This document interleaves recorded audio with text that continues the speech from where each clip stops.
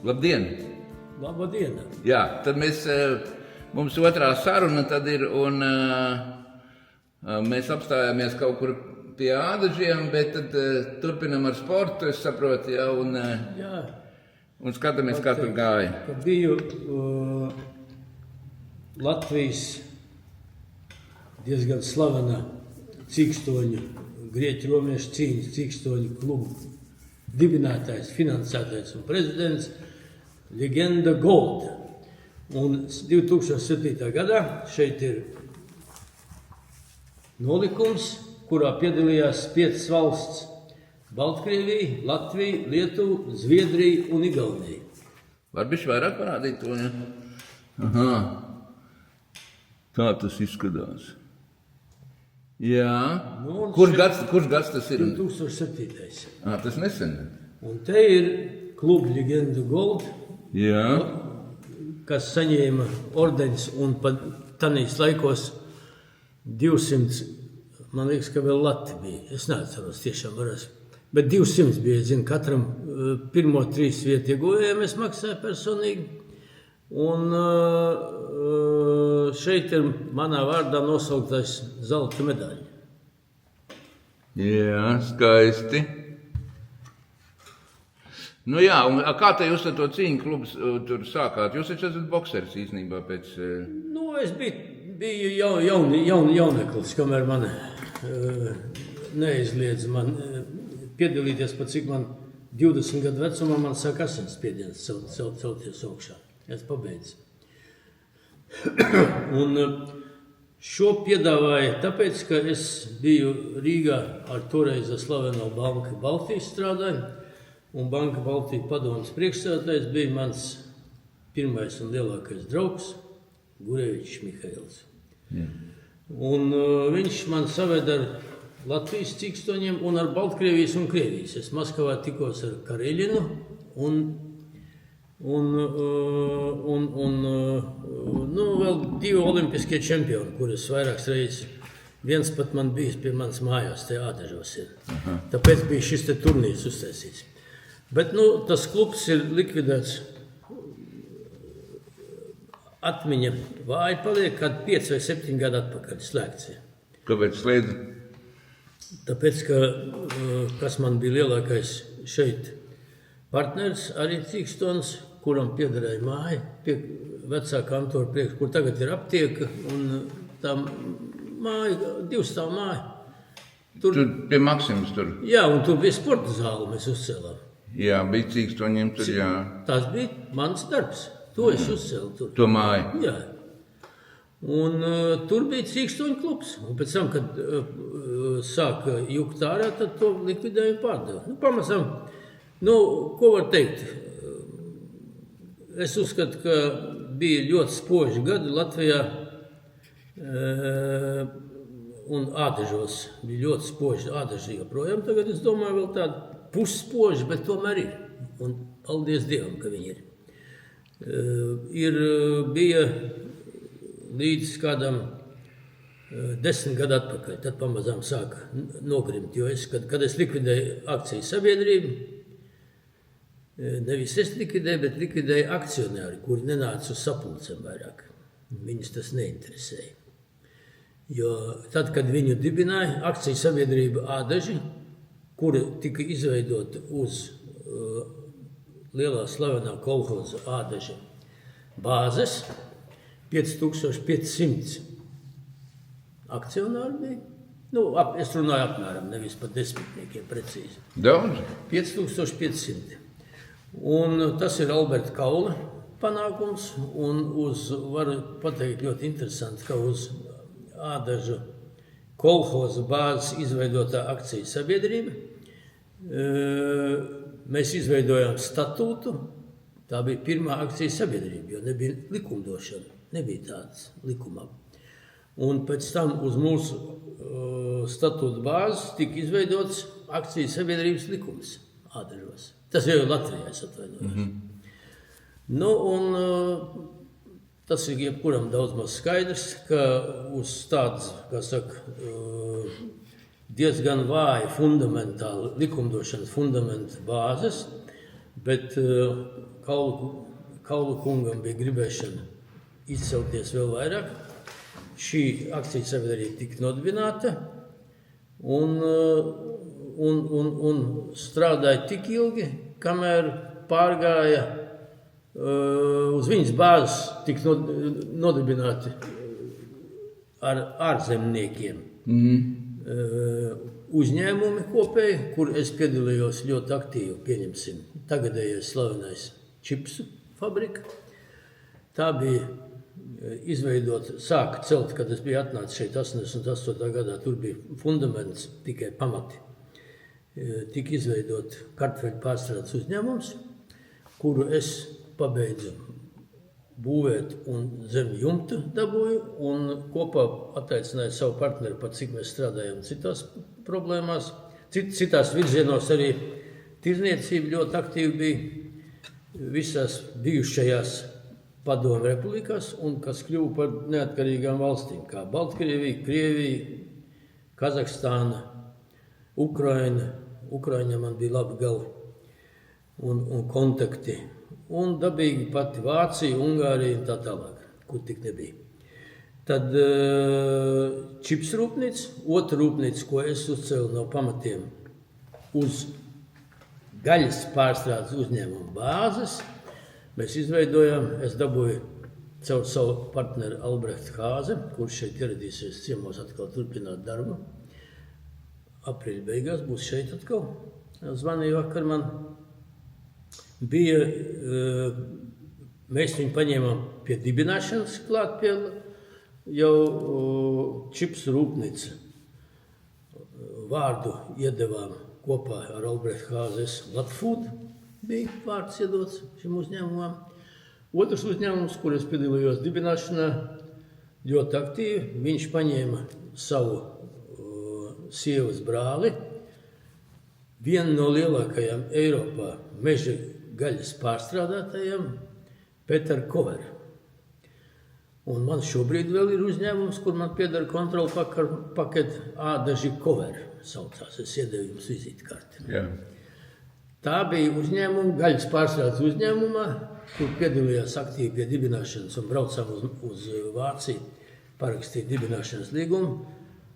Gaļinieks, kas atnāca no Rīgas gaļas pārstrādes uzņēmuma, man liekas, ka viņš bija galvenais tehnologs. Rīgas lielajā gaļas pārstrādes uzņēmumā. Kauls viņu attaicināja šeit, sapazīstināja mani, un pēc tam mēs ar viņu veidojam, ar Peteru Koveru veidojam meža dzīvnieku gaļas pārstrādes uzņēmumu. Pirmo padomju savienībā vēl, tie bija pēdējie gadi padomju savienībā. Un es par vienu vai diviem savākšanas punktiem es varu kļūdīties, bet 10 un virs 10, starp 10 un 12 bija, tas nav tik svarīgi, nav būtiski. Mēs izvietojamies apbraukt ar Koveru, pat cik man bija vēl partners Ārijs Udrs, kurš bija pēc tam, pēc Alberta Kaula, viņš bija īsi brīdi ādažu priekšsēdētājs, kad viņš aizgāja par lauksniecības ministru. Vai zemkopības lauksniecības ministrs viņš kļuva. Viņš man nodeva visus šos galus arī. Un mēs jau ar Koveru braucām pa Udru kungu iedotajiem kontaktiem, braucām visu Latviju un izveidojām, es tev atkārtošos teicu, vai 10 vai 12, no 10 līdz 12 savākšanas punkts. Tas bija, ko Kovers atsūtīja šeit vācu konteineri,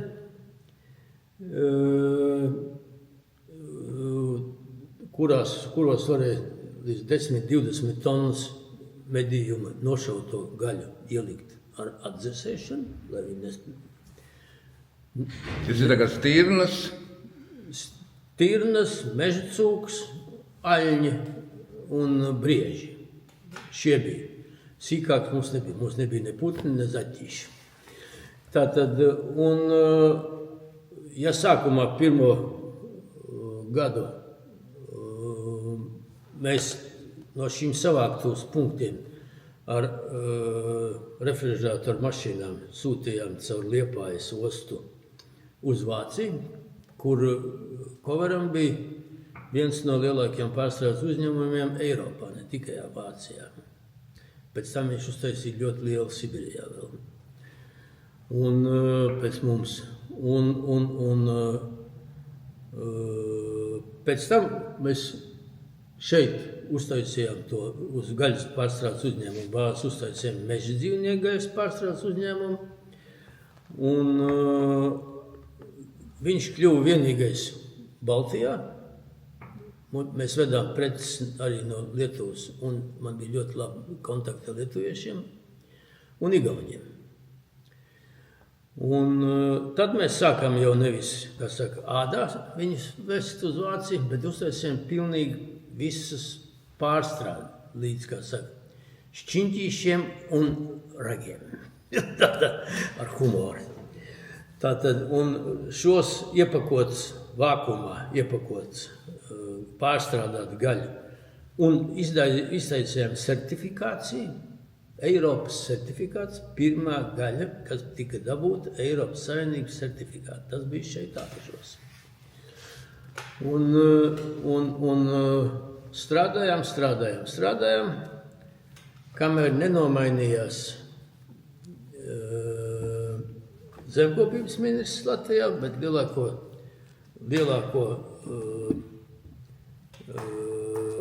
kā saka, mums pārsteigumu pēdiņās faktiski mūs nozāģēja. Šīs maiņas, juridiskās maiņas pārvaldīšanā, gan mežsaimniecības sistēmā, gan gaļas pārstrādē tālāk. Es jau saku, tas ir jau gadi pagājuši, es visu detaļas nevaru atcerēties, un tas varbūt tas arī nevienu neinteresē. Jo, ja iepriekšējiem vadītājiem mums bija ļoti draudzīgas, koleģiālas un ražīgas attiecības, tiešām es cepurnos, tie bija vadītāji cepurnos. Tad atnāca tie, kuri gribēja parādīt savu zināšanu pēdiņās, es teikšu. Kā piemēram, viena dāma, kaut kādas pārbaudas komisijas, kur katru gadu mēs gājām pa jaunu certifikāciju. Tas bija finišs. Te bija atbrauc arī Kovers uz to certifikāciju, kurš, es jau teicu, viens no lielākiem Eiropas uzņēmumiem. Viņa klātbūtnē šī dāma sāk mācīt viņu, neko nesaprotot no gaļas pārstrādes un certifikācijas. Viņi sāk mācīt, es nestāstīšu, tas jau liekas, ka tas jau ir anekdoti. Sāk mācīt, kā vajag certificēt gaļu, kas jācertificē.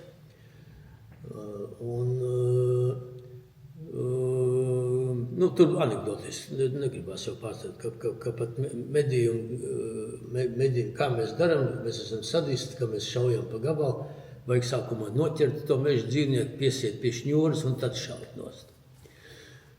Es viņai izvalbījis acis, Kovers skatās uz viņu. Es saku, kā jūs stādāties priekšā, ka jūs meža cūku lielo kuili noķersiet sikstiņā, jūs nāksiet pie mums piesiet viņu pie koka. Jā. Tad viņi man laikam kaut ko, es saku, kāpēc es negribu nevis melot, bet stāstīt muļķības, es negribu. Es neatceros detaļas, bet principi es atceros, ko viņi prasīja. Tas bija vienkārši ārprāts. Kovers pielica kājās, apskatījās uz pulksteni. Aleksandr, ich habe wenig Zeit. Man vācu valoda kā dzimtā. Man ir ļoti maz laika. Pēc 2 stundām lidmašīna, tu man iedod šoferi, es lidoju mājās. Man te nav ko darīt. Un mēs nedēļas laikā slēdzam šo uzņēmumu, kurš nesa lielu naudu Latvijai. Un tā saucamo valodu toreiz, kas jau nebija. Šitie valodas kontakti bija. Tas ir tā, diemžēl, daudzas, kas saistās ar Ādažu un kas bija daļa no Latvijas panākumiem, gan vienkārši darba vietu nodrošināšanā, finansiālā neatkarībā pilnīgi. Un grāvēji, kas nāca pie mūsu varas maiņas, diemžēl sagrāva arī mums šeit pamatā. Bet tagad atkal paldies Dievam, nekrustīšos. Es baznīcā neeju, bet Dievam ticu. Obligāti ticu. Un tagad uz šiem svētkiem, kas būs svētdien, es mājās klusu pasvinēsim arī. Tātad mēs neiedziļināsimies šīs bēdās, kas ir bijušas, jo ādaži mana piedalīšanās jau ir kļuvusi minimāla. Es negribu sev celt un sev, kā saka, dzīvēm esot celt kaut kādu pseido pieminekli. Nē, galīgi ne.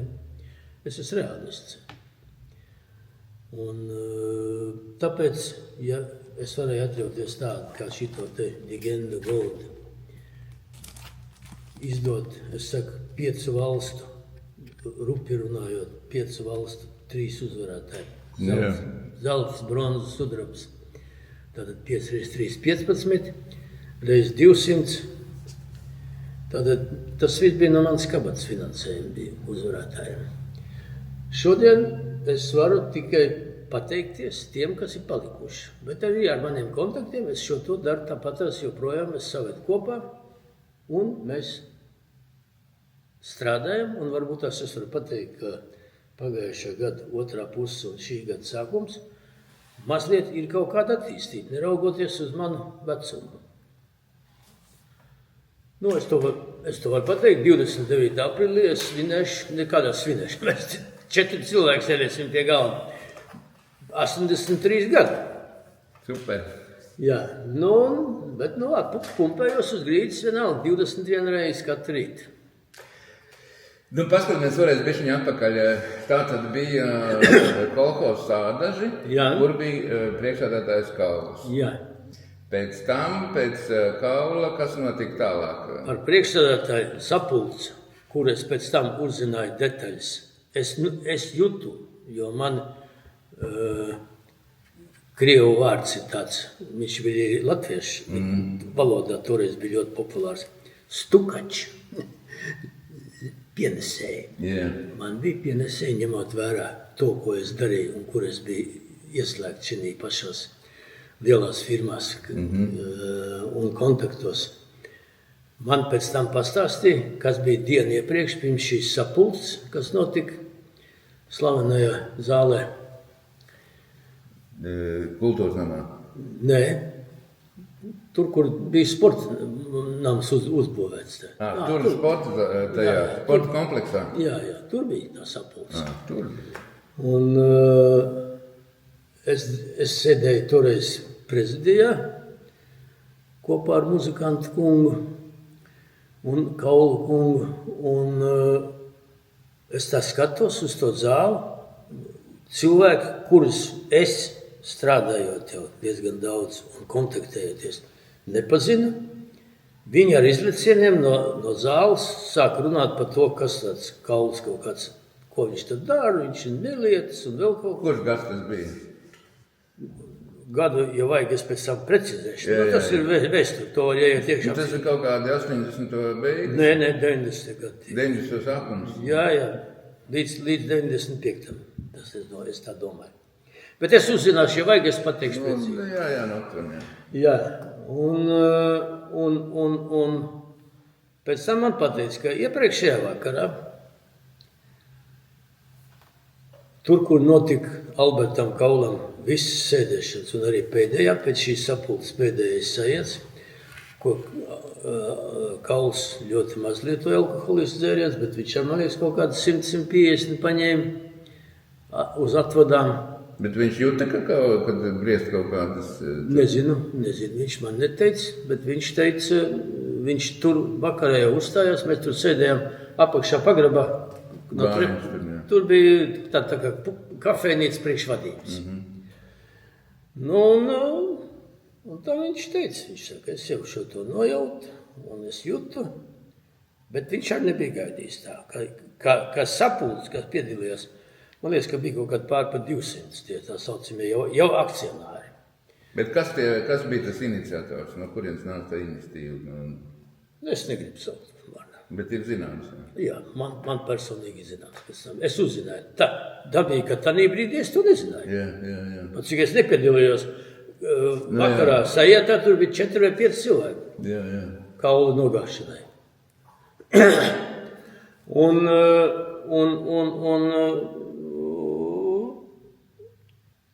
Tā kā tas bija tāds pirmais. Bet to sporta kompleksu tur. Un tad tie cilvēki kaut ko sāka tur bļaut, ka vajag, ko vajag atlaist kaulu vai ko vajadzēja, vai ko viņi gribēja. Jā, ka vajag piedalīties aktīvāk. Es neatceros. Aptuveni. Man galva nav kompjūters. Jā. Nē, kāds tad kopējā noskaņa? Jā, bet kopējā lielākā daļa bija tāpatās turpinājās kā iepriekšējās, kad vēl bija kolhozs. Jā. Un pirmajos akciju sabiedrības sapulcēs. Lielākā daļa bija atnācis vienkārši formāli, piedalījās. Viņus izbīdīja kolektīvs, tā kā pieņemsim mani izbīdīja. Es biju toreiz vēl Jaunkūlu viss priekšnieks, un mani pseido, neviens tur nesauc, ne kaut kāds sapulces, salasīja paraksts, staigājis, pat neatceros, kas to darīja, savāds paraksts, jo uz šo sapulci tika bīdīti akcionāri no katras apakšnodaļas, no lielās apakšnodaļas, Jaunkūls, podnieki un tātad celtnieki, transports un tātad. Tur bija tāds pseido sapulcs, varbūt, ka pat nebija, varbūt kaut kur bija arī īsti sapulcs, es to nezinu, neatceros. Tātad salasīja akcionārus vai viņu parakstus, un katrs parakstīja, pieņemsim, man bija kaut kas 42 vai 44 akcijas, bija kaut kas tikai 40. Cik akcijas devu no iepriekšējo gadu, cik nostrādāja. Cik maksā viena akcija? Vai nebija arī, varu samā, vai nebija Lats jau toreiz? Respektīvi, man liekas, ka viens bija kaut kāds. Un man bija nožēlojams skaitlis, gan naudas izteiksme, gan aritmētiskā izteiksme, 40. Ja kopējais akcijas skaits bija, arī precīzi līdz gramam nenosaukšu, bija kaut kas 210, 220 tūkstoši. Tūkstoši. A man 40. Ko tad es ar 40 varēju kādu nogāzt? A šie biedri savāc tos, kuri balsoja pret Albertu Kaulu. Viņi faktiski viņi nebalsoja pret Albertu Kaulu, viņi balsoja pret to, ko ievēlēja pēc tam.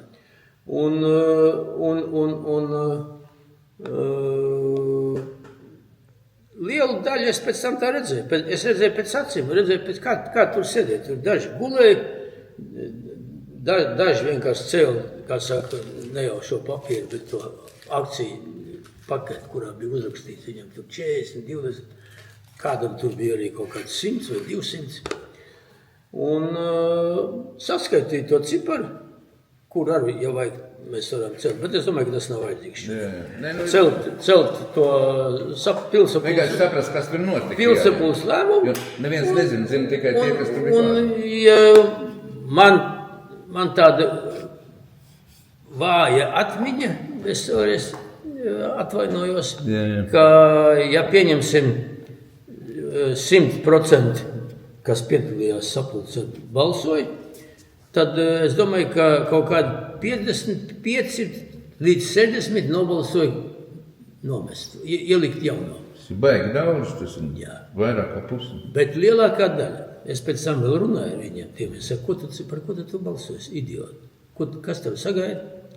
Un kas tad bija beigas? Sagaidīja, ka pāris gados man, tad, kad es jau tik, kā man, tad, kad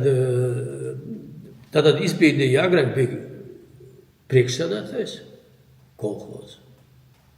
Un pēc tam akcijas sabiedrības priekšsēdētājs.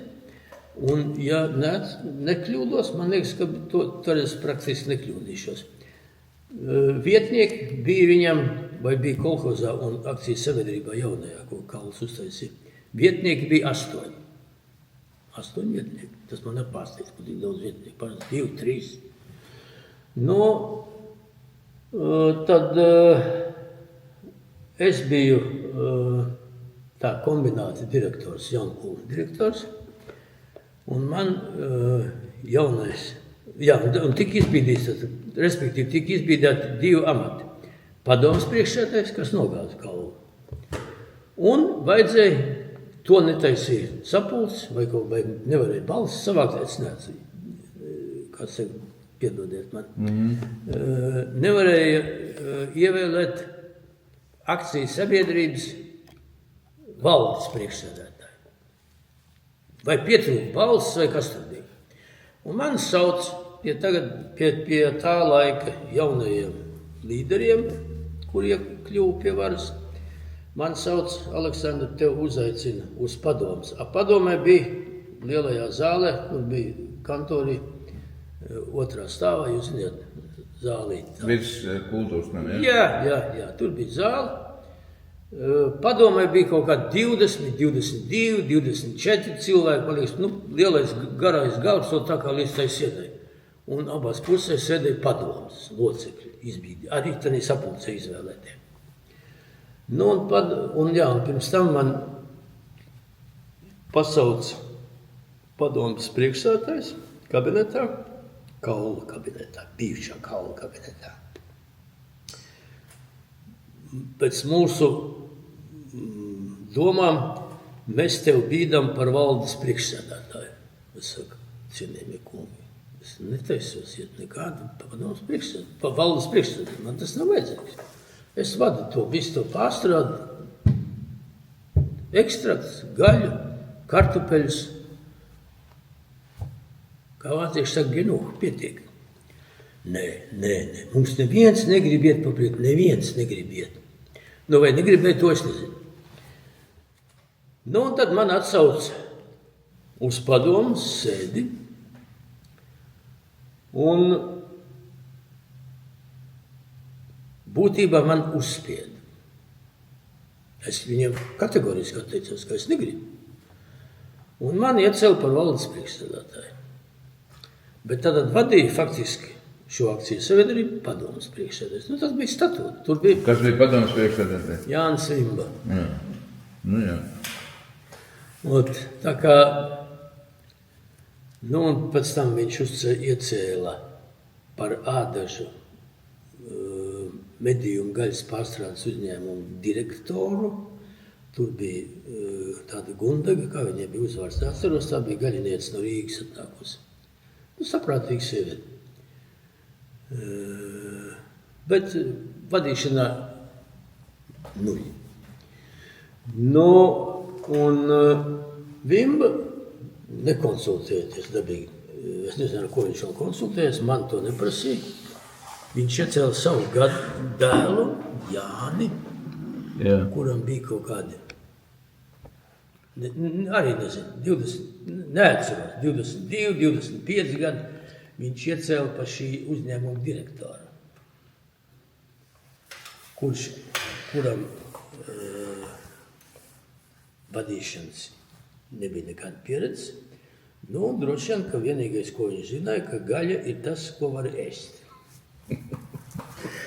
Arī labi, vismaz to zināja. Jā, tā kā arī tas uzņēmums tāpēc nogāja dibenā. Jā. Ātri. Bet jūs ar Kaulu tur pārunājāt pēc tam to visu vai kaut kādā veidā neko? Viņš bija traumēts, viņš salasīja. Viņam bija vēl kaut kādi ekscesi ar Jāni Vimbu, viņš negribēja atdot viņam zīmogu. Tur bija skandāls, ka Vimba teica, ka viņi iesūdzēs tiesā, tad viņš viņam uzmet uz galvu.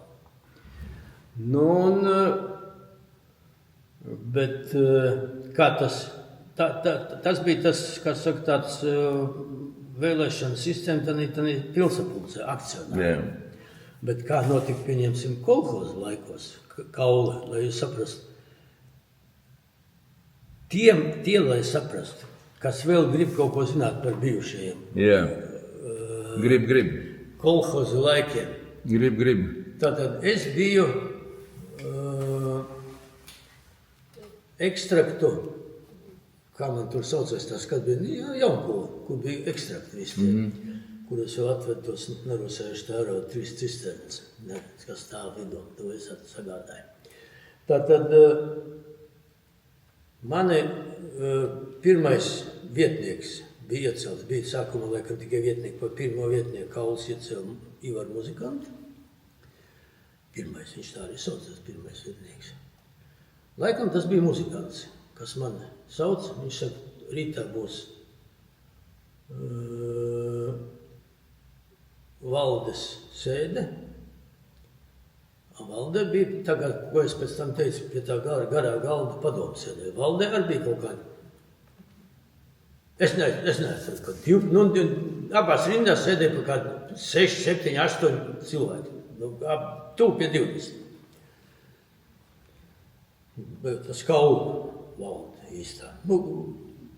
Valda bija pilnīgā viņa pakļautībā. Viņš bija, kā saka... Monarhs. Jā, ļoti labs vārds. Un viņš saka, tu zini, mēs gribam tev iecelt par Jonkulu kombinātu direktoru un tev kombināts, tā saucās, kas man šausmīgi nepatīk, tāds vārds. Kombināts, tas ir tāds, kā čību ražošanas kombināts. Bet tev būs padot viss.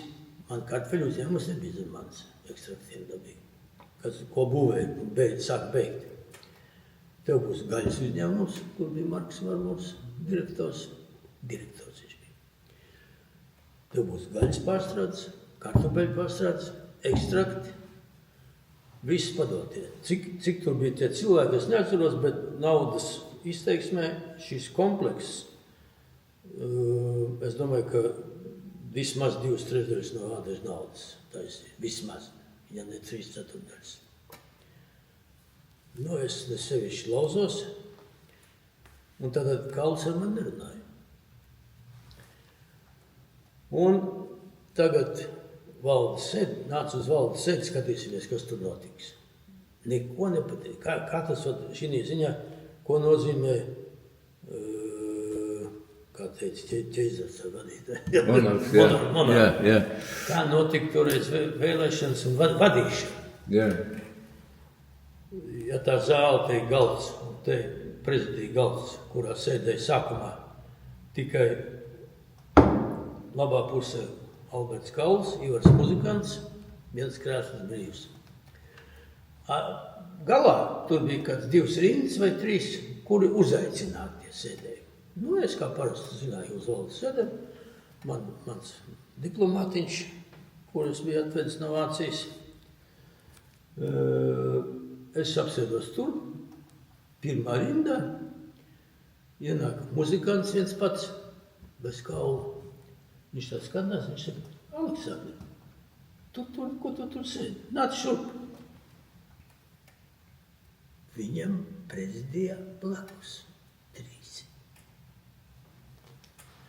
Un tagad, man ir tādi brīži, diemžēl, nevis tāpēc, ka es daļu negribu stāstīt. Man ir, kā saka, filmas kadri, kuras es redzu, it kā šī filma ir bildēta vakar, bet ir, kuros es piedalījos ļoti aktīvi, bet es viņus neatceros. Es nevaru pat savu atmiņā. Tas ir laikam jau tomēr, pie kam tas nav atkarīgs no gadiem. Man tā bija jau kaut kādi 15, 20 gadu atpakaļ. Kaut kas nav svarīgs. Smadzenes saprot, ka tas nebija būtisks. Jā, es tā izvaldīju satas. Neizvaldīs tāds izbrīnījies, es paņemu savu diplomātiņu un aizvedu apsveros muzikantam blakus. Bet tā valde, kas sēdēja ap 20 cilvēku, tur vēl kaut kādu uzaicināti, ir partorgs, tur tie lūrus šitu, kas te 2/3, ja ne 3/4, nezināja nemaz, kas tāds Aleksandrs Sidorovs ir. Un steidzīgiem soļiem, kā viņš parasti gāja, ienāk Alberts Kauls, nosērās blakus muzikantam. Ivar, tu sāc vadīt. Viņš saka tā, pirmais jautājums mums ir kadru izmaiņas ādažos, personu izmaiņas un galvenais struktūrāls izmaiņas. Mēs veidojam organizāciju lielāko un naudas ziņā dabīgi, tā bija 2/3 visādi, ja ne 3/4. Ar vienību kombināts pārtiks pārstrādes uzņēmumu kombināts, kur mēs liekam priekšā, nevis mēs vai jūs kā neatceros, kā viņš teica.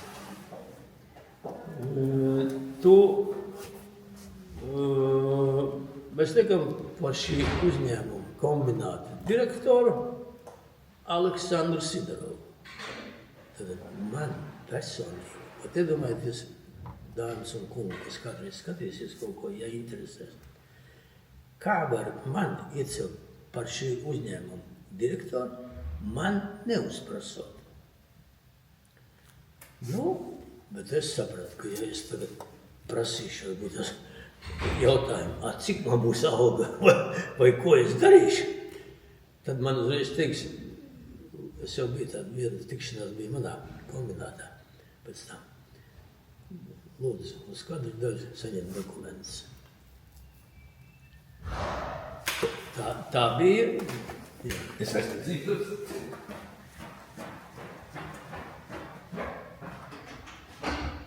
Bet tad ir gadījumi tādi, kad cilvēks arī atlaida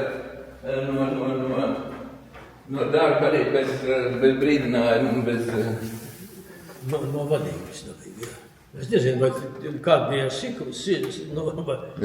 kā saka, ar atslēdznieku un šoferi. Jā. Varbūt, ka bija, bet es domāju, kādā. Bet no vadības līmeņa manā klātbūtnē Alberts, kad atbrauc pie mums jau, kad es jau biju kombināta direktors, man bija maza sapulce tur, tā saucamais sarkanais stūrīts. Un viens kaut ko no projektēšanas vadītāja, kaut ko tur sāk runāt, viņš prasīja, kāpēc te kaut kādu lukturu uzcelbāju. Viņš teica, kā es tā uzskatu? Tu uzskati? Uz kādu daļu? Ja viņš uzskata, to es redzēju. Bet visa tā valde un visi tie priekšnieki, kas bija tie vadītāji, visi raustījās no Alberta īstenībā, ja? Tur bija galvenais, kad tagad, vai tas bija muzikants vai Alberts, prasa, kas par? Nedod Dievs, ka tu esi pēdējais, kas paceļ roku uz augšu. Jo. Varbūt, ka tas ir pēdējais balsojums, kurā tu piedalies. Tā bija, bet mazliet varbūt es arī pārspīlēju. Bet principā disciplīna bija kārtīga. Un tas, ka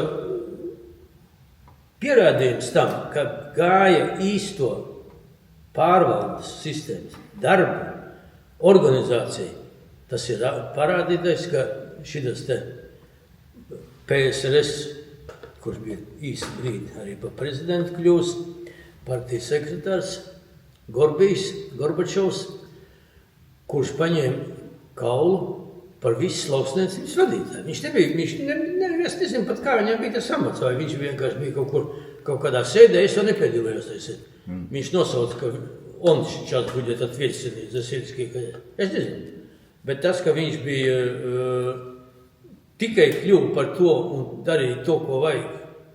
Un paldies Dievam. Pamazam no tā bija arī tie Gorbačova laika, bija arī pats, ka nevajag veikalos, es atceros, ka mēs stāvējam pēc cukuriem. Bet kur ir tas Alberta, tas brīnums, vai kas ir tas, kāpēc tas, saimniecības zēle, cilvēkiem nauda bija, dzīvokļi bija, mašīnas lēnā garā parādījās, Gorbačovs arī viņu atzina, un kur bija tas brīnums, no kurienes tad tas fenomens, tas kaula bija, kāpēc viņam izdevās tas viss? Es nezinu kaulu pat, kā saka, īsti ģimeniskās saites un attīstību, bet es domāju, ka tas ir, ja mēs runājam šīs dienas zinātnes terminos, ka tas ir kaut kāda iedzimtība. Tas, kas tev ir iekšā, tas ir. Kas nav, tas nav. Ir jau lietas, ko var, pieņemsim, iemācīties, cik ir 2 reiz 3, ka tas ir 6. Kaut gan ir cilvēki, kas nevar arī to sareizināt. Tur vairāk partijas piedarīt nepalīdzēs. Tā kā es tādu, tas ir mans domas tāds, bet tas ir tikpat labi, tas ir ļoti, kā saka, pārspīlējums.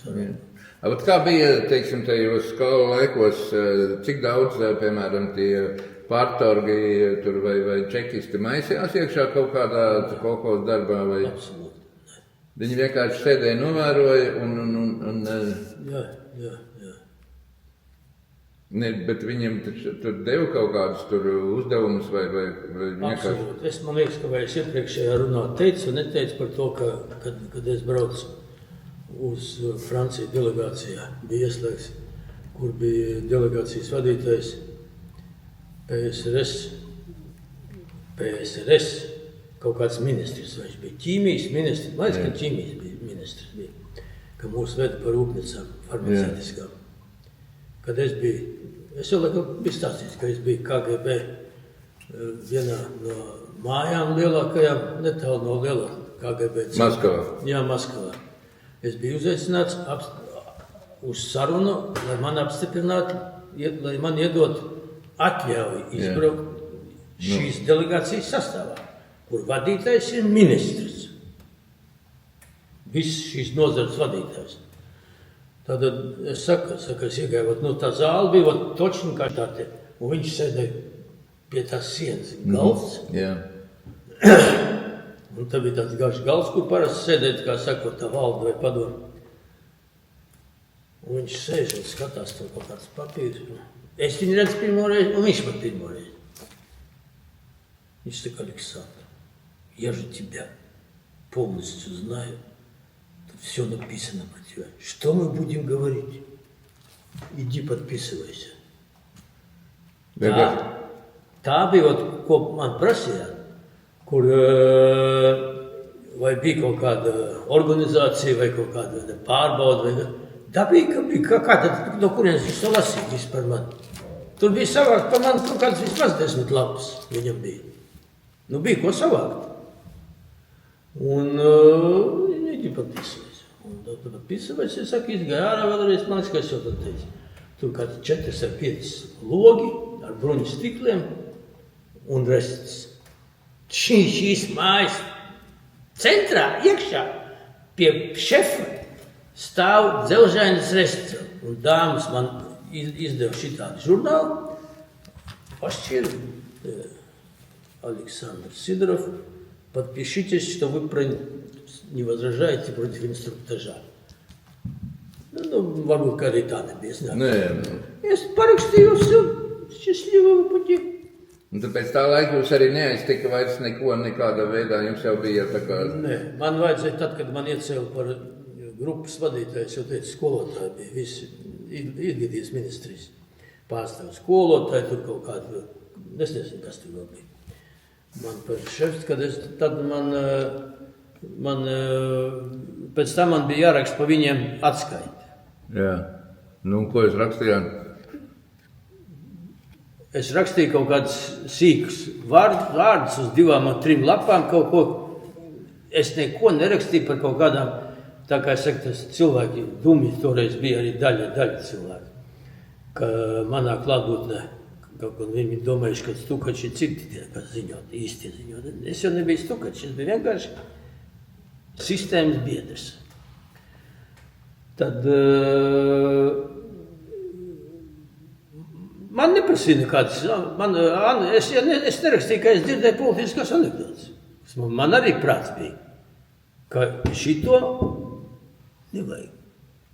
Ir, kas par to saņem naudu, es par to nemaksāju. Es nevienu kapeiku no turienes nesaņēmis. Un tur jau bija kaut kāda, kas arī jūs tur pētīja un skatījās, ko jūs tur darat, vai ne? 100%. Kamēr es dabūju to pielaidi. Bet jūs zinājāt, ka kuri tie ir, kas jūs... Jā, tos man parādīja biedrs, mans kolēģis. Bet es arī abrīnoju, tagad ir tāda liela ņemšanās ar šito visu, bet toreiz sabiedrībā vispār, visapkārt, visi zināja, kurš ir kurš. Un tas nebija nekāds tāds, pat nebija tā kā noslēpums, bija tas tā kā, pats par sevi saprotams, ka, tas ir tas ir šitais, tas ir tāds. Jā. Bet kā tas, no kurienes tā informācija tas varēja? Es teikšu, kur, vai tas būs labi, ka es to pateikšu, nezinu, bet man nav no kā baidīties vairāk. Es jau esmu pārdzīvojis ne to vien, ka man ir liela cieņa pret to, ko mūsu šodien presē raksta. Sauc viņu par Es nezinu, vai kaut kāds vārds, kaut kas slikts pa viņu, es pat nelasu, man tas neinteresē arī. Lukašenko. Bet tas, ka viņš ir uztaisījis fantastisku valsti, kurā neviens nemirst badā. Un tie politiskie tur ir, cik te bija rakstīts kaut kā 120, 130 notiesāti vai kaut kāds 1000 tur sēž. Nu kas tas ir no 10 miljoni? Nekas, jā. Tas ir, mums šitie te kriminālisti vairāk sēž. Nu jā, nu tā Tā ir. kā, bet viņiem ir viss. Viņiem ir fantastiski ceļi. Viņiem ir ceļi kā Vācijā. Ielas, Minska brauc. Kad man pirmo reizi es paņēmu sievlīti un pēc tam jaunāko meitu, viņi izvalbījās acis, brauc pa Minsku, viņi saka, tā ir Baltkrievija. Es skatos mūsu presē, kur raksts tur ir sabrukums, nabadzība, vads. A, kas te ir? Kur viņš ir? Tas sabrukums. A, kāda mūsu šitā te brīvības jau tagad? Vai Krišāna Barona jau? Nu, bet kāpēc tā ir? Kāpēc tā Barona un... Tāpēc, ka man ir pilnīgi skaidrs, tas ir mans viedoklis. Tev vēl droši vien ir kaut kāda daudz labākas domas, cik es pat nedomāju. Es teiktu, neiešu piedalīties kaut kādās demonstrācijās vai balsojumos stulbos. Tāpēc, ka pilnīgi starp dažiem, es nezinu, cik viņi tagad tiek grupēti, 2, 3, 4 vai 5, cīņa par varu. Un kā var saņemt vairāk naudas nekā citi pie varas esošie. Kas pie varas nav šodien, tie nedabūna. Jā, algi ir, paldies Dievam. Nu, bet tas vēlreiz mēs atgriežamies pie tā, ka jābūt vienam stingram saimniekam, kas var to jautājumu sakārtot, kad kopas cūka nebarojās. Pateic, pilnīgi manas domas. Manas domas, viņu nesmuk, tas vārds skan nesmuku, un šīs dienas atspoguļojumā presē vai televīzijā diktators vārds. Tas ir divas dažādas lietas. Ir stiprs vadītājs un ir diktators. Jā, diktators, zināmā mērā, ir tas pats, kā saka, slikts cilvēks, kurš terorizē citus un uz tā rēķina kāpj augšā. Kārtīgs, stiprs, lai viņš arī ir viens, vai viņam ir 2 vai 3 vai 4 vietnieki, man vienalga, cik viņam vietnieki, es nezinu. Viņš ir vadītājs, tas bija piemērs mūsu Alberts Kauls. Kas šeit no zemi apstrādājušiem, no kūts vadītājiem, no šoferiem vai no celtniekiem, kas sūdzējās par Albertu, ka pie viņam kaut kas nav riktīgi, ka viņš maz saņem. Nebija tāda. Visi būvēja mājas un līvānietes, un tas tur vēl nebija, tas kaut kas tur bija. Par tām līvānietēm, kā tur bija? Tur bija tāda liela ņemšanās ar tām līvānu mājām toreiz, kad kurš dabūs, kurš nedabūs. Un... Es jau, kad es atnācu, bija jau viņas. Bet piemērs es esmu reāls piemērs, nevis domās. Man vienu dienu zvana sekretāri, es jau neatceros, viņš bija biedrs vai kungs jau, man liekas, ka biedrs jau bija Kauls, aicina jūs uz sarunu kabinetā. Es no Jankulam atbraucu, viņš sēž pie galda, viņam interesanti, kas viņam bija tāds, tas zināmā mērā bija viņa, kā saka, līmeņa aizskaršana augstā. Viņam bija, ne jau var būt, ka viņam bija taupība ar kaut kāda. Viņam bija izplēsti no kalendāra, ziniet, kalendāra lapas, gada kalendārs. Vecās lapas 5 gabalus bija izplēsts, un lapas otrā pusē ar tinti bija ierakstīts adreses. Viņš man jautā, vai tu gribētu šos māju? Es braucu uz darbu. Katru dienu es braucu kaut kur pēc 15-7 no Pārdaugavas uz šejieni, un pēc tam dienas beigās mājās vēlu. Es saku, jā, tā, lūdzu. Apbraukā šis adresi, kur tu gribi, lai tev māju uzceļam. Ne jau es uzcelšu. Nu, un man bija divas jūras pusēs bija. Tā skaitā arī Saukrasti. Vēl bija tepat kaut kur centrā divas. Un viena, kur man uzceltina, un es dzīvoju joprojām Ķiršiela uz stūri. Es apskatījos. Un tas es uzskatu, es kā ticīgais, bet, es nezinu, es sev neceļu tik augstu, ka lai es ar savu ticību Dievam, lai es saņemtu no viņa šai pusē, vai no Salētas arģeņģeļa varbūt, tas varbūt man palīdzēja izvēlēties. Es pateicu šo. Mani, tie, kas man pazina, bet arī ar cieņu un zināmām bija, kas no manis arī baidījās, kad tāds šefs jau bija. Baidījās pateikt, idiots. Kur tev jūras krastā divas vietas, tu sūdz. Tur bija, izrādās, kas tur bija? Tur bija kaut kāds bomžu, ne patvērtni, bet, izmitināšana, kaut kāds baraks, divas, kuras es neredzēju, nebija jau manā laikā. Un ko mēs ar sievu tur vācām? Divas fūras ar traktoru piekāp šitādi. Tas ir tā kā, vairāk kā kamasts. Mēs izvedām ārā tukšas pudeles, konzervu kārbus, visādas, respektīvi, ne sūdas tiešām nozīmē lopu sūdu, bet atkritumi. Un tad viņš teica, kāpēc viņš saka, es tev iedu, pēc tam viņš pasauc, tu pieaugi savu visu nedīgi. Viņš saka, tev tur mazliet problēma, par cik tur, kur man viņš deva tos 4, es tak neskatījos. Es gan zināju, par cik man bija māja Jūrmalā. Tēvs, es teicu, bija arhitekts. Tad es tik zināju, kāda ir kvadratmetri. 600 un 1200.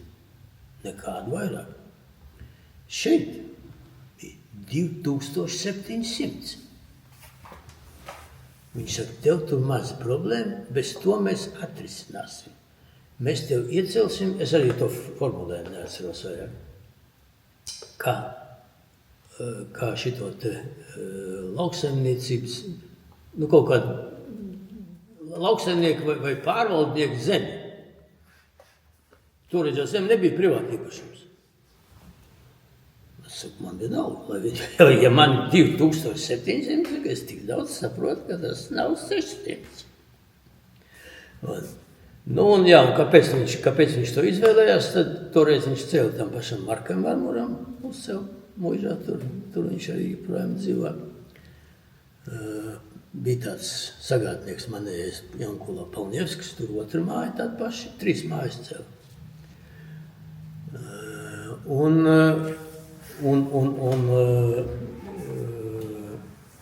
Rīgas mājas kombināts, es nepateikšu, kurs numurs, nav vienalga, tas jebkuram, vai tas bija Domostreitļi kombināta numera 1, 2 vai 3. Šie man atved projektu, tā kā teica par Līvānu mājām. Šis bija standarta māju projekts, bet pirmais Latvijā, vispār pirmais. Lielas mājas, kāds 400 kvadrātmetri. Un 2 stāvi, un no siltinātiem blokiem, nevis kaut kādas skaidētas, tā kā Līvānieti. Un šito man būvēja. Un pat cik man bija ļoti labas attiecības ar Ādažu celtniecības šefu, Vas Puriņu. Tad man uzbūvēja viņu gadu laikā, pēc tam gan nācās man, kas tur bija, kāds man ielika logas. Viņiem tā kā bija attiecības tomēr. Viņiem bija uz manu uzpļauties. Loga, starp logu un to bloku, es varēju roku izbāzt cauri. Bija iebāzt vate, stikla vate, kur es ar roku varēju izgrūst ārā.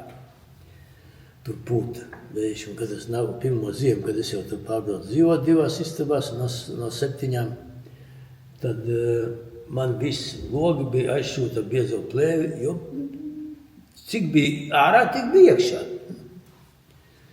Bet tā es izkļuvu ar dzīvošanu un attiecībām vēlreiz mazliet varbūt kaut ko es pa daudz runāju, jo runāšana, es saku, ja kādreiz man ļoti labi padevās, es pat gribēju grāmatas rakstīt par šo jomu. Vajag. Klau, es te ierakstīju vairākus jautājumus. Jā.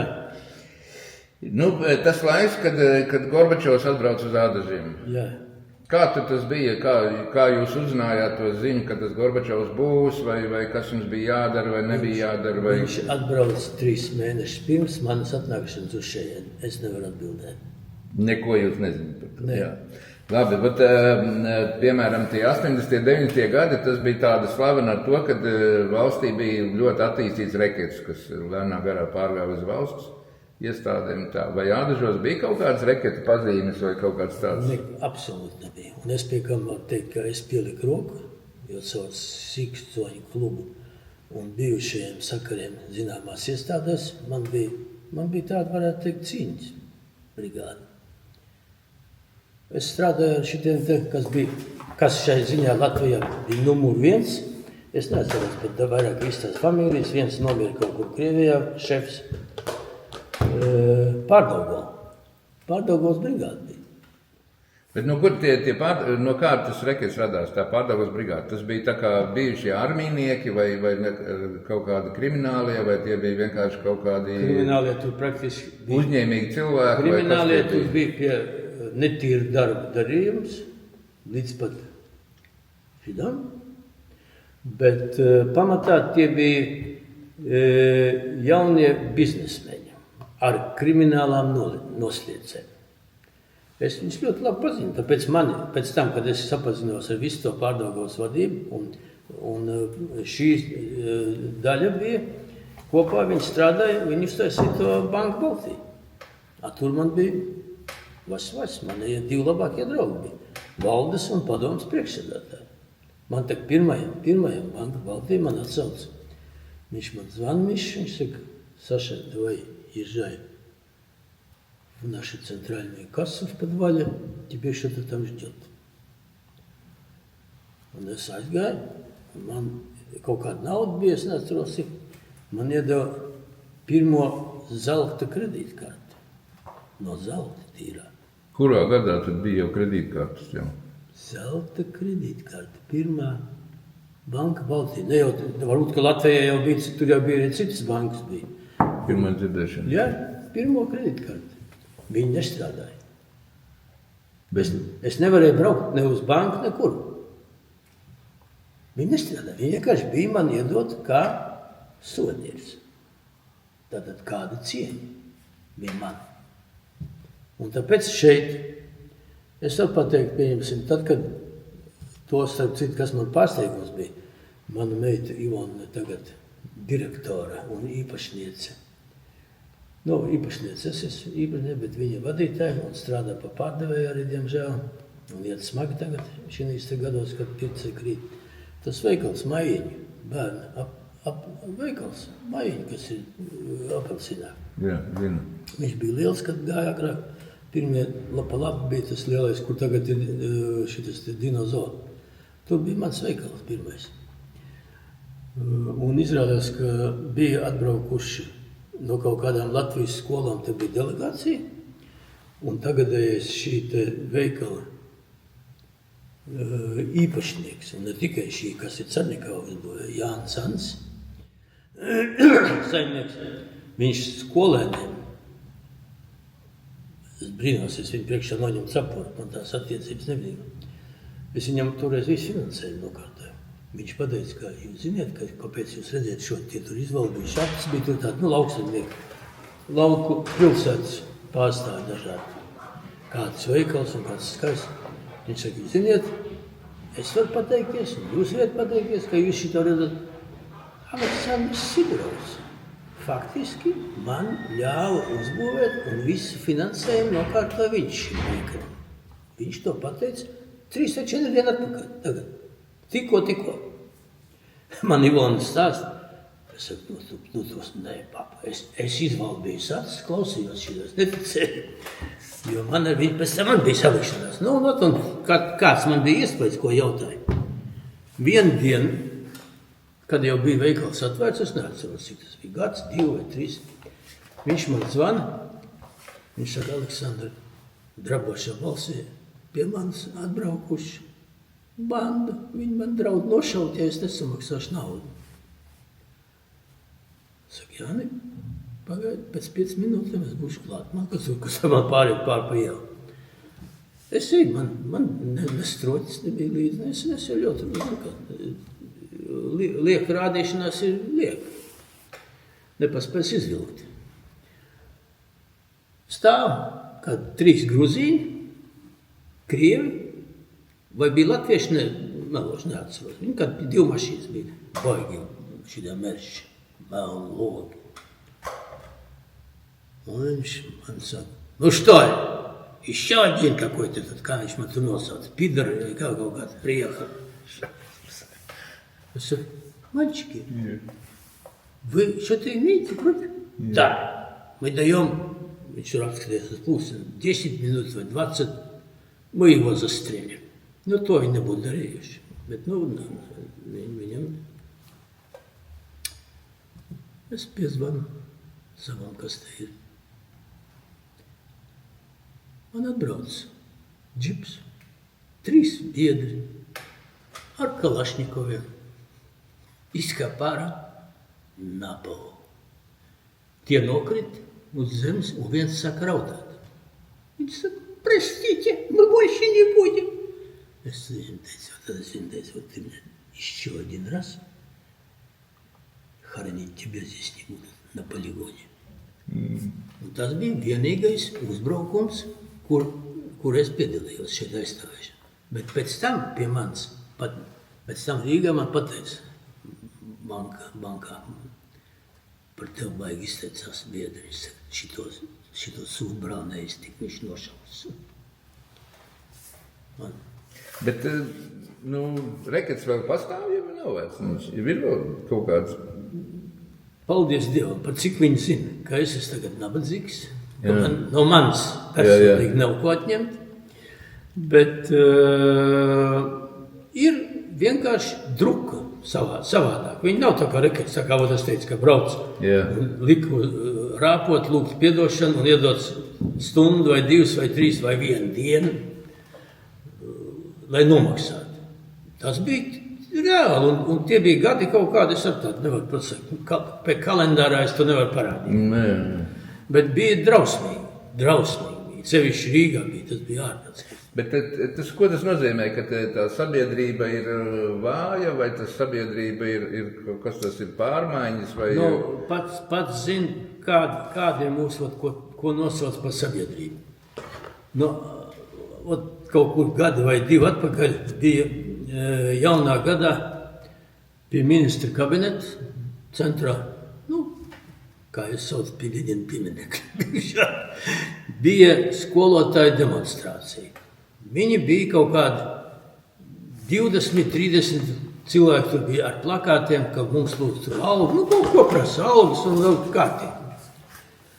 Un viņi bija, kas tur iznāca ārā, arī neatceros un nav svarīgi.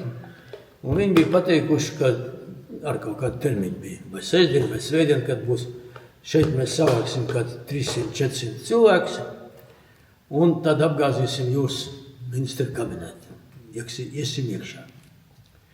Tagad pieņemsim, ka tā bija sestdien 10. kā viņi teikuši atbrauks. Varbūt, ka viņi teica 2, neatceros, nav vienalga. Šī sestdienā 1:30, to es atceros, tad bija mūsu presē, bija 6 cilvēki atbraukuši uz šo gāšanu, šīs mājas. Ministra kabineta gāšana bija atbraukuši 6 cilvēki. Viņi pastāvēja 5 minūtes, ierauši galvas plecos aizgāja. Nav vairāk mūsu valstī, nav kas savācās, nav kas dem. Tā apskaties, kas notiek, tad ir pašai Itālija, Francija, Spānija, Francijā kā tur. Tas nozīmē, ka ir iznīdēta tāda tautas pašcieņa kaut kāda un kaut kas tāds. Un vakar es vienīgais, ko es ļoti maz skatos, es vispār mūsu televīziju ļoti maz skatos. Vakar es nejauši, lai pakavētu laiku, kamēr sieva man iedos ēst pēc strādāšanas ārā. bija šitas te, kā tas saucas, tas raidījums, kuru vadu. Man viņš patīk, tas vadītājs. Dumburs? Stundu 15. Tas 1-1, kas ir? Nē, tur sēž kaut kādi 6, 3 un 3, un šis sēž... Pa partijām kaut ko tur? Jā. Nu, es sēdēju un skatījos, tad kreisā pusē bija kaut kādi partijnieki, tagad, kas būs vēlēšanā. Labā pusē bija kaut kādi, es pat nezinu tādus, es nevaru nosaukt, kaut kādu arotbiedrību, brigādes priekšsēdētāju un vēl kaut kādu. Nu, es pat nosaukums nevaru nosaukt. 3 un 3, un šis pa vidu. Es teikšu, ka kolosāli pārēdi bija. Šitie, kas ir tagad vēlēšanās, tie runā, ka mēs tur šito, bet bez draudiem, bez kaut kādiem uzbraukšanām, bez neko, nekā konkrēti. Viņi pļurkst, katrs pa 5 minūtēm, nepasakot man, kurš šīs lietas nezina, neviena vārda. Šitie, kas pa labi pateica, arī ļoti uzmanīgi. Viens teica, mēs tur savāksim kaut kādas, viens no bija no kaut kādām arotbiedrībām. Es pat nezinu, ka tagad arotbiedrības ir. Tur šito, un viens kaut kāds, šitas no žurnālists. Yeah. Viņi šiem, kuriem vajadzētu teikt, mēs paņemsim un uzaicināsim uz ielas, Brīvības ielu, noštapēsim vēl centru, un mēs parādīsim, kas jūs esat. Viņi to nevar. Tāpēc, ka viņi zina, ka neiznāks šie uz Brīvības ielas. Atnāks, ka tur bija 6. Nu, jā. Vat tur ir šodien skaidrojums, kāpēc šeit nekas nav un nebūs pozitīvs. Tas ir mans domas. Jā, nu, man līdzīgi, jā. Labi, tad par tām sapulcēm un plānošanām. Cik jums toreiz, kaut kādā laikā bija, cik tās plānošanas, cik tās sapulces, kāds bija tas dienas režīms, mēneša režīms? Pavisam vienkārši. Katru dienu bija tā sapulce vai? Nē. Pirmdien, понедельник день тяжелый. Pirmdien, kā saka, uz paģirām, pēdiņās. Es jau no uz paģirām vispār nekad neesgājis nekur. Tātad 9 bija sanākšana, kur ilga stunda apmēram. Kurā man bija sarakstīt, man patīk visu rakstīt. Tagad man ir šitie te žurnāli, kur viņš, es parādīšu pēc tam tur. Man ir sarakstīts, kas man jādara, kas man jāpasaka tur Jānim, Pēterim un kas Mildei. Es to pateicu, viņš man atbildēja ar cieņu un bijību, nevis nodūris galvu un domājis, ka no bailēm nepiemīzīs bikses. Ne, tā nebija. Es nerunāju ar tādu uzbraucienu, bet viss bija objektīvi, operatīvi un skaidri. Un es zināju, ka līdz nākošai pirmdienai vai nu viņš viss izdarīs, ko es viņam lūdzu, nevis liku, lūdzu. Vai, ja 4. 5. redz, ka neiet, tad es viņu pasaukšu individuāli un pateikšu, Joni, saņemies. Es starp citu, nevienu no viņiem nekad neesmu, es nevienu cilvēku neesmu atklāts par kaut ko. Nevienu. Nu jā, tā, man liekas, tā ir tāda milzīga māksla, teiksim, sadzīvot ar dažādiem cilvēkiem, ar dažādiem raksturiem, ar pilnīgi dažādām interesēm, pieredzēm, kultūrām un tā tālāk. Kā tas ir, kā jūs to darījāt, kā jūs to darījāt? Tas ir pirmkārt, man tēvs ļoti labi iemācīja, un tur, kur es sāku, pirmais īstais darbs, pirmais bija pieņemsim. Kaut kādās laboratorijās pēc tam, kad es atnācu tagadējā Grindeksā uz to eksperimentālu rūpnīcu, Organiskās sintēzes institūta Kruspils 53, atceros adresu. Tad tur to mācīja no pirmās dienas. Un pēc tam, ka viņš, kā saka, ka tas akmens, varbūt ne sevišķi labs piemērs, bet principā tas ir, kad akmens sāk ripot uz leju, tas ir šī mācīšana un mācīšanās no manas puses, viņi nāca nenovēršam uz, nevis tāpēc, ka viņš gāja kaut kur miskastē kritāji, bet tāpēc, ka viņš turpināja iet. Ja cilvēkam šis akmens jāstum augšā, aizelsies, nosvīts, pa brīžiem viņam dvēseli un varbūt arī dažreiz skaļi atskan mātes vārdu, tad tā mācīšanās neiet. Tur ir tā lieta. Es uzskatu, ka tas ir kaut kur, to var saukt. Es jau teicu, ka es esmu ticīgs, ticu un zinu, es esmu redzējis to. Un par redzēšanu vienkārši piemērs vēl. Kāpēc es esmu ticīgs? Man kaut kur ap 40 gadu, kad es teicu, ka man tas Latvijas Zilā kalna Marts Auģidāls mācēja mani. 2 reizes bija te Ādažos un vēl mācēja mani un teica, ka es esmu ļoti stiprs, un tagad man atkal sāk pacelt rokas, man deg plauksts, nolīkšana galva. Tad man piedzima mazmeita. Nu, ne jau manai meitai. Un mēs ar sievu braucam viņai pakaļ. Toreiz bija vēl tādi treknie gadi, tā saucamie, uz privātu dzimšanas iestādi, privātu. Un viņi guļ atsevišķā istabā, nelielā, maza gultiņa ar redelītēm. Nu, kā bērnis bija. Tie vēl, es nezinu, vai tagad tādas ar vēl lieto, bet tie bija sen gadi, jau 20 pāri. Tad sieva ar meitu aizgāja, ka sakravāt čemodānas, lai varētu ielikt mašīnā. Un es paliku ar viņu viens. Es kaut kur tā pagriezos, skatos apkārt, un es skatos uz savu mazmeitu. Un viņai uz spilvena sēž tik liels eņģels. Ar spārniņiem. Man vēl, kā es teicu, paģers nav un nebija, un dilērijas vēl nebija. Un viņš skatās uz mani, raugās tādu zinkārīgi, un es uz viņu. Un es kāds, es nezinu, cik tas bija, 15, 20, 30 sekundes, un tad es dzirdu, kā atverās durvis, nāk sieva man iekšā, un viņš pazuda. Es to pastāstīju šim Zilā kalna kungam.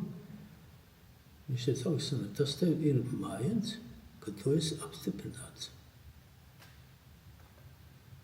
Atceries šo brīžu, to redzējumu, atceros visu laiku. Tāpēc man nav jāiet baznīcā. Tāpēc, ka baznīca ir bizness, nekam netīvs bizness.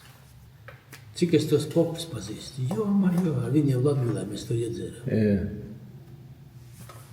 Bet atgriežoties pie tām sapulcēm un plānošanām, cik bieži jums bija tās sapulces ar kaulu un cik bija tātad jūsu darbvietā bija katru pirmdienu sapulce? Jā, pie viņu regularitāte nebija noteikti, nebija tā kā otrdien, trešdien vai ceturtdien. Kad viņam bija kāda sanākšana, tad viņš sauc, ja viņš gribēja mani aci pret aci vai 2, 3 maksimāli, tad viņš sauc pie sevis kabinetā. Viņam bija kabinetā ieejot apaļš galds, kad 6, 8 cilvēkiem laikam bija, zem 10 vietas, un pie šī galda sēdēja, nevis pie viņa rakstām galda, tur bija kādas 3, 4 vietas. Tad izskatīju šos jautājumus operatīvi, ātri, bez liekas pļurkstēšanas. Un bija skaidrs, ka ir jāizdara. Cik bieži bija tādas reizes mēnesī? 2, 3 reizes. 2, 3 reizes. Nu jā, un tad bija, kā tur toreiz bija, tajos laikos bija visādi atvaļinājumi, bija 13. algas, kas tur vēl bija kompensācijas, piemaksas, un tur, kas tur tik vēl viss nebija. Kā tas veidojās un kā tas notika? Salīdzināsim man iepriekšējo, kuras 30 gadus nostrādāja arī orgsintēzes rūpnīca. Teiksim, man 1. jūnijā ir atvaļinājums, kā sevišķi kaitīgie apstākļi ķīmija. 24 darba dienas plus 3 par sevišķi kaitīgo darbu. 27 darba dienas. Tad tas ir virs 30 dienām. Es 1. jūnijā aizbraucu, mobilie telefoni nebija. Un es braucu uz Latgalu, Jūrmalā, pa cik man bija māja. Sauļojos, peldēju, lasīju sēnes augustā. Es nezināju, kas ir, pieņemsim, 4. jūlijā atgriežoties, kas notika šai uzņēmumā un kas man jādara. Pie Alberta aizjūt 1. jūnijā uz kādām 10, 12 atvaļinājumu dienām, ne vairāk. Juridiski es saņēmu naudu par 24. Bet pa šīm dienām man varēja atskanēt zvans. Man bija 1. somu šitik liela čemodāns, tik biezs un tik augsts ar rokturu un kad 1,5 metru izvelkamā antena. Es ar šādu staigāju pa Rīgas ielu. Mobilais telefons saucās, ja? Viņš kādu gadu man bija, varbūt mazāk. Visi lūdzu, kas tas tāds ir. Šitas man bija, un man uzreiz varēja atskanēt. Pīkstens, lūdzu steidzīgi atbrauc uz Ādažiem. Es ķēros savā mašīnā, Toyota, un braucu. Tāds man bija atvaļinājums. Es nevarēju nekur aizbraukt ne uz kaut kādu Maskavu, nesaskaņojot to ar pirmo cilvēku. Un tāda ir diference starp bijušo atvaļinājumu un šo atvaļinājumu. Bet pie sevis, kad es taisīju šos atvaļinājumus, es tādus atvaļinājumus netaisīju. Ja kaut kas notika šeit tādīs Jaunkulos, tad es braucu lična personīgi kārtot šīs lietas un palīdzēju tam, kas ir aizgājis atvaļinājumā. Jā. Nu, bet tās prēmijas un 13. algas un kompensācijas vai piemaksas vai kaut kādas tādas arī bija vai nebija? Zvērīgs. Es vienreiz jau laikam biju teicis, ka es atvedu sievai uz jauno gadu gultā iekaisīju. Viņi domāja, ka prātā sajūgs. Man liekas, ka 6000 tie bija. Es nezinu, vai tie bija rubļi, vai tie bija lati. Nu, tas bija tā kā regulāri katru gadu vai katru pusgadu vai kā tas bija? Katru kvartālu bija 1000, 2000 prēmiju. Algas apmērā. Man bija alga 2,5, kaut kur tā ap 2. Bet, naudu, neskaitīja naudu. Bet arī es nemētājos ar to naudu. Bet nebija jau īsti arī, kur likt to naudu? Nē. Pareizi teicāt. Bet, tā kā, tomēr kaut kur, ja es kaut vai es uz to Latgalu braucu. Johaidi, es ļoti labi atceros, ka man bija sapņu pilsēta, pēdiņās, Līvāni. Uz šosejas, caur Līvāniem braucot jau ārā, labā pusē, viens stāv padomja, viņš nesaucās Univermak, viņi supermarket. Nav svarīgi, tur bija es tur vienu no pēdējiem, ko es atceros, es daudz ko tur pirku. Tur neskādēļ, laikam nebija pircēji, ka izmet ārā, es vienreiz nopirku ar vesti, trojka tā saucamā, uzvalks, Ungāri. Viņš maksāja kaut kādu, es nezinu, kaut kādu, vismaz 300-400 rubļu, tad jau vēl rubļu. Šitāds uzvalks, karājās un ņem un maksā. Kā, kur nav ko likt? Sieva nopirka, atbrauc Daugavpilī centrālu tirgu, stāv armijas mašīna, armijniece. Un rinda stāv, veidojās sāk rinda. Es pieskrēju klāt. Man kabatā kaut kāda 1,5–2,000 rubļu. Zini, kas tā bija banāla? 1,5–2,000. Ļoti liela. Kā tagad atceros? 600 rubļu. Vācijas ziemas zābaki.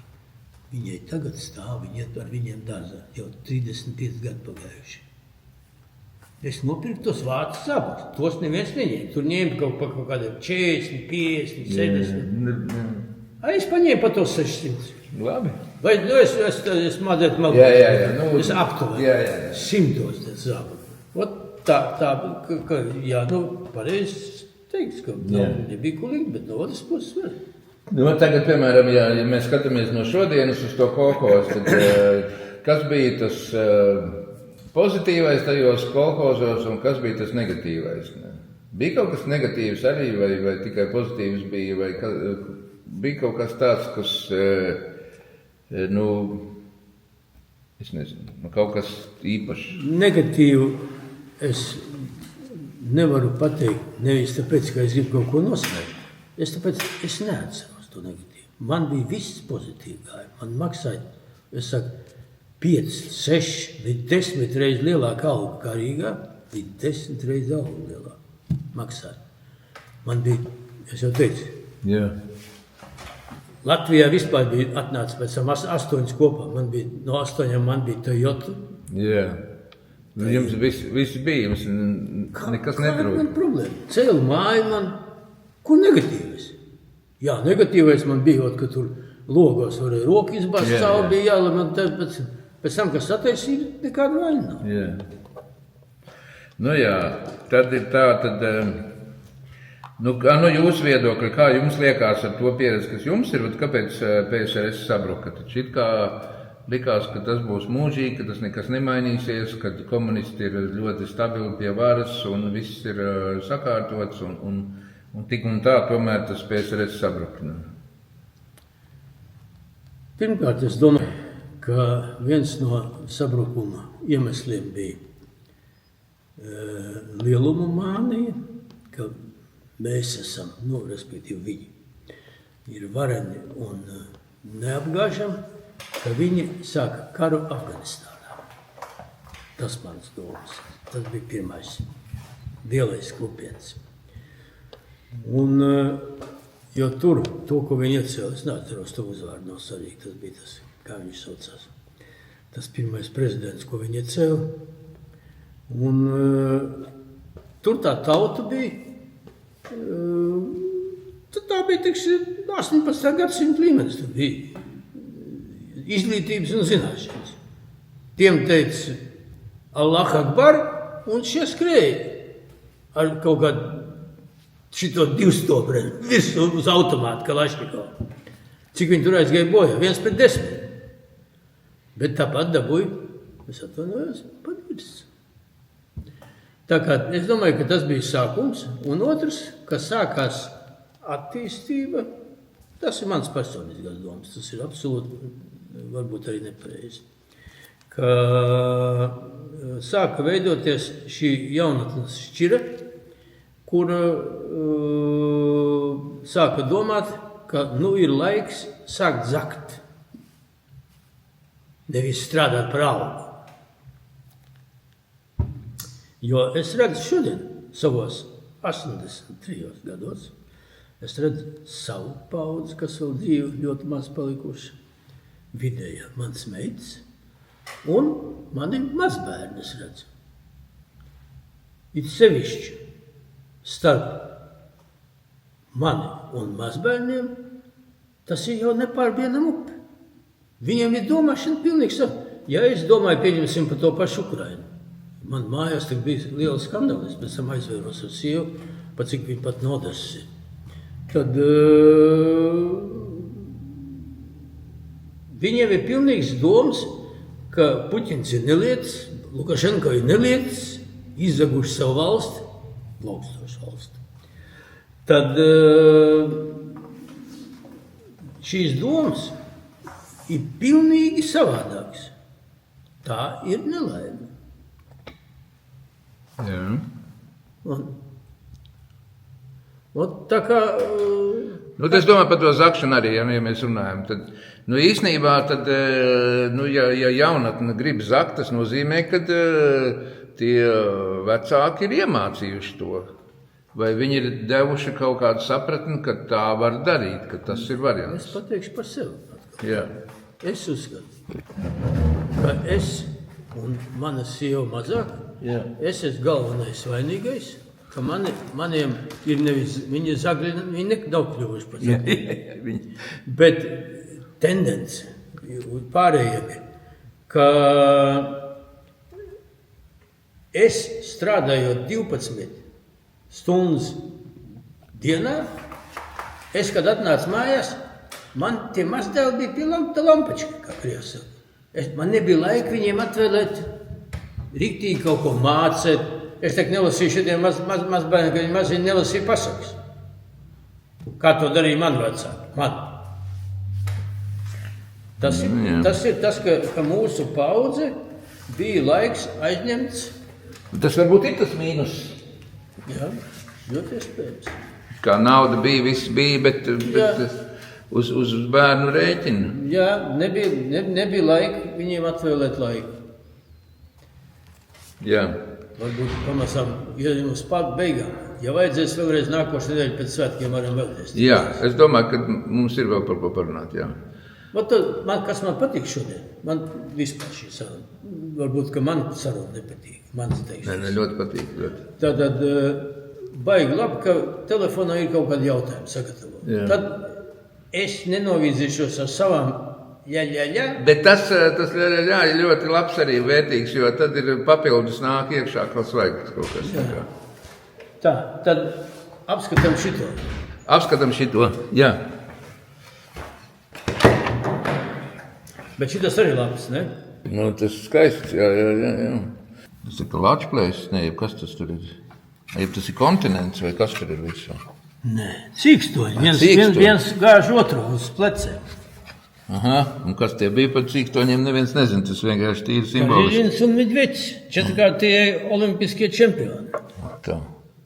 Un tie visi ir no Latvijas, viņi ir apdivi no Latvijas. Nē, Baltkrievs un Krievs. Baltkrievs un Krievs. Kellogs. Aha, tagad šis uzvārds ir, kas ir Trumpa padomnieks atbraucis bija Krievijā un Anglijā. Kellogs.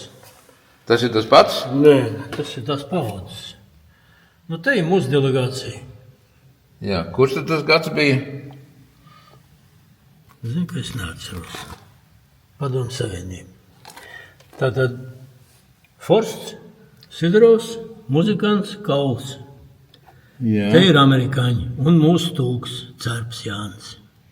Jā, pareizi, Cērps viņam bija vārds. Jā, tas Cērps kaut kur nenāca. Nu, te redz, mēs esam, pat cik es runāju angliski, viņš tulko Albertam, rūpnīcas apskatāmies, redz, ko produkcija. Jā. Šitas ir Fils. Viņš bija pēc tam šī Kellogga direktors te, ko atvēra. Šitas te ir Fils. Jā. Redz, kur Sidorovs blakus Kaulam stāv. Šitas ir Sidorovs. Jā. Skaisti. Un kas tad tie pārējie ir? Tas ir šofers, tas ir kaut kāds jeņķis, tas ir Forsts Māris, muzikants, Cērps. Cērps. Un tas jūs tur Amerikā bildējāties? Jā, to visu bildēja amerikāņi. Viņi iedomās, kā dāvana. Tad cik tāda albuma ir? Man, muzikantam, Kaulam. 3 gabali. Nu, es nezinu, varbūt, ka Forsts dabū, jā. Un tas, kas tā pa pilsētu ir, kur jūs tur esat? Zinu, ko? Prasa, ko vieglāk.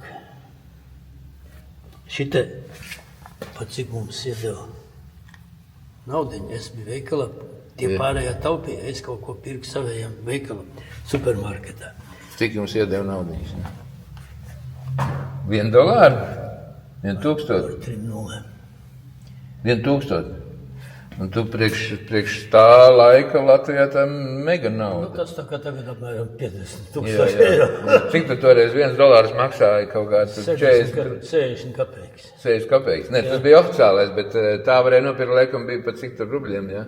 Kaut kā 40 rubļi vai cik bija 20, 25. Rubļi. Es pamatu.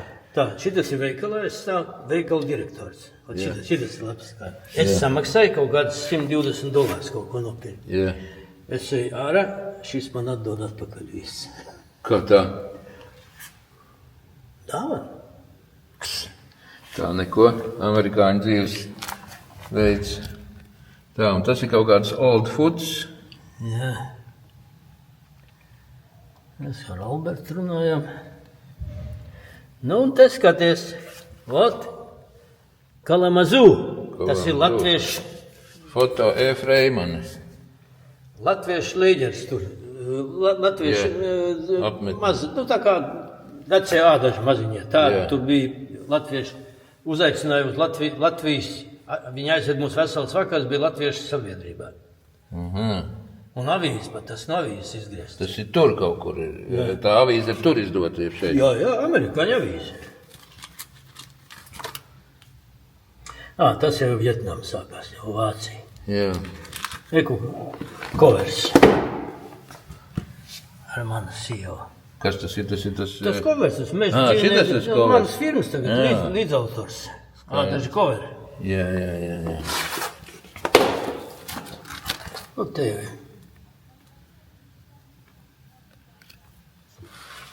Tur jau ir ģimenes bildes. Jā, nu. 150,000 mašīnu. Tā tā cover mašīna? Jā, viņam 3 tādas. Nu, tas ir Reku Ford, tas ir Marks Marmurs, tas ir dibināšana. Marmurs vēl dzīves ir? Jā, uzņēmuma dibināšana, parakstījām līgumu. Jā. Tas ir Balotons Ungārijā, redz, ko mēs Ungārijā, nu tas nav ko bildēt. Jā. Tas ir Vācija. Vācijas hotels Maritim. Eku Forsts ar Forsts kundzi. Mans partneris, tas ir Vietnamā jau, mēs esam Vietnamā, es arī biju 2 Ko Vietnamā? Arī biznesā vai atpūtā? Bija biznesā, kāda atpūta. Ko? Mēs tirgojām preces. Ko jūs tirgojāt? Kaut kādu paiku no viņiem vedām, es neatceros. No viņiem? Jā.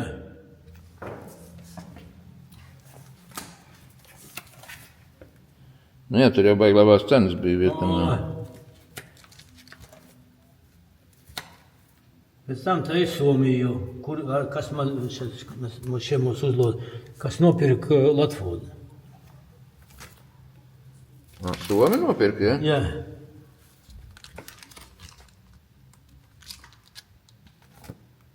Labi, nav ko tālāk skatīt. Nu skaidrs, jā. Nu super, paldies par sarunu.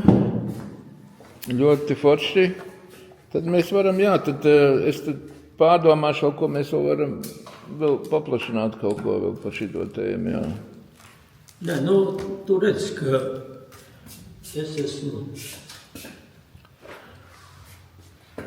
negribu sevi nosaukt par vienkārši cilvēku, es esmu tomēr Vienkārši, nekādīgi nevar nosaukt, jā. Jā. Nu, te ir apskaties, kāda man darba. Man visur, kur ir rakstīts? Jā. Ojārs kino, Kellogg dokuments neizmirst. Man visur, kur es rakstu, nostrīpoju, kas cikos, pulkstenis, cikos, viss, man viss gada. Viss gada plāns. Katru pa dienām. Viss. Skaisti, jā. Labi, tad šodien paldies, un tad mēģinām tad varbūt tās vēl vienu sarunu tad izbīdīt kaut kad nākamnedēļ, tad, jā? Jā. Tā otrdien, trešdien noteikti ne, tas man ir pilns jau. Jā. Labi, jā. Nu tad kaut kad pirmdien sazvinamies, un tad redzēs, kas un kā.